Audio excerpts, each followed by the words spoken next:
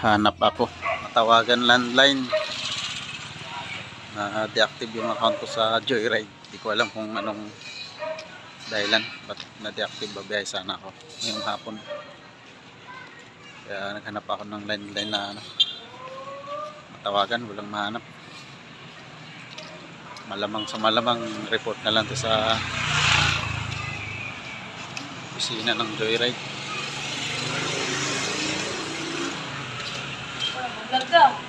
Dua. Oh. Kata nagpo-vlog daw ako, sabi ng kapitbahay ko kasalubong.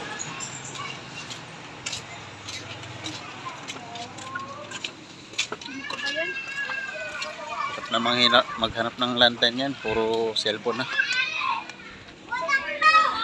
Malas.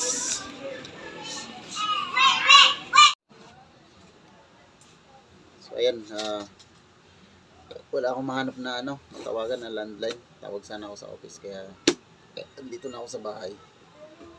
Excited pa naman ako na babiyahe sana ako ngayong hapon,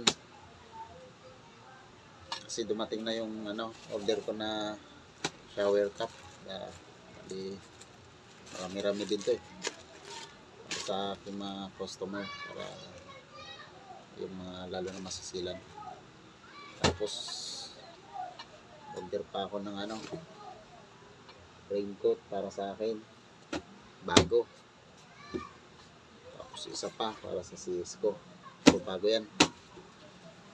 So ang problema, tumawag pala si Joyride kanina, so natulog ako mga bandang alas 3 yata yun, alas 4. So ayun, ng asawa ko may tumawag, so tatlong beses nag-miss call, hindi nasagot. Ayun, nung chinik ko, call back ako sa Joyride pala yun.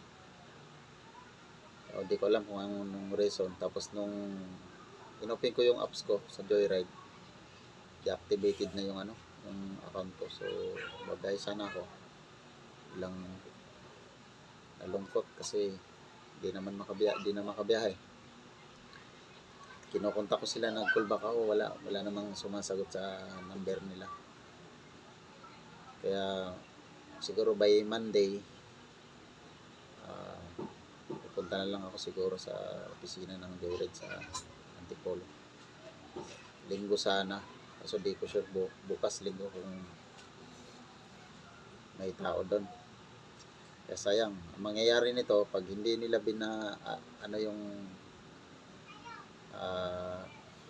naibalik yung activate yung account ko, habal-habal na lang siguro ako. Wag. Wag. Wala namang Wag. makain yung pamilya natin kung hindi tayo dumiskarte. Ako lang kung basta bahala na. Wag mong Habal-habal o hanap ng ibang trabaho. Kasi hindi naman makabiyahe na eh. So ganun talaga. Napakalungkot na balita. Ayun.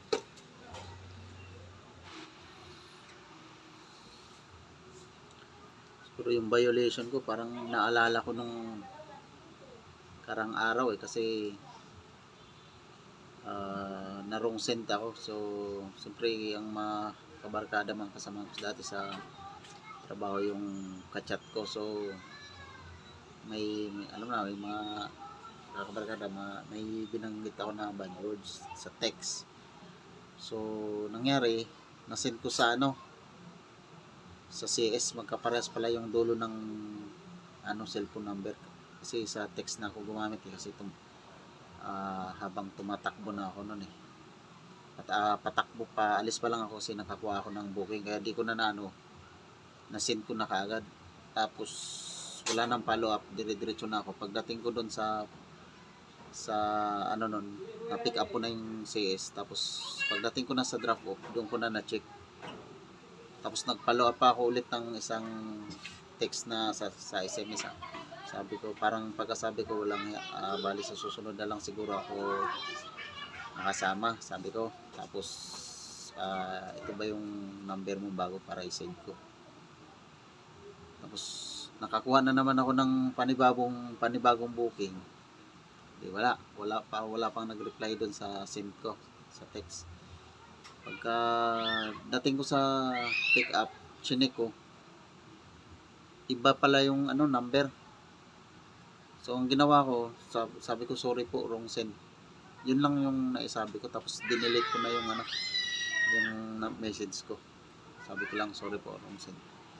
So, wala na akong malala na dahilan, parang doon lang siguro yun, baka na-report ako, akala ng CS na na minura ko siguro siya. So na wrong send lang po ako. Sa makapanood ka ng video ko na to sa CS na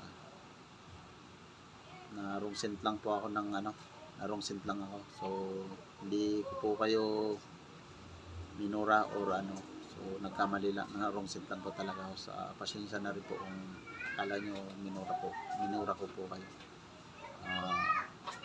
Sorry po, yun lang po sasabi ko.